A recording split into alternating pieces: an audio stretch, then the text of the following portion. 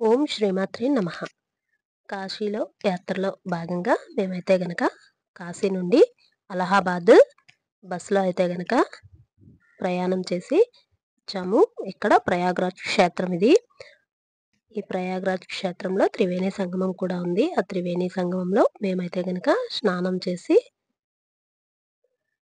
ఇక్కడ అమ్మవారు శక్తిపీఠము 14వ శక్తిపీఠం ప్రయాగే మాధవేశ్వరి దేవి సతీదేవి హస్తాంగుళీయము ఇక్కడ పడింది. అందుకే ఈ క్షేత్రంలో సతీదేవి చేతివేలు చివరి కొన పడింది.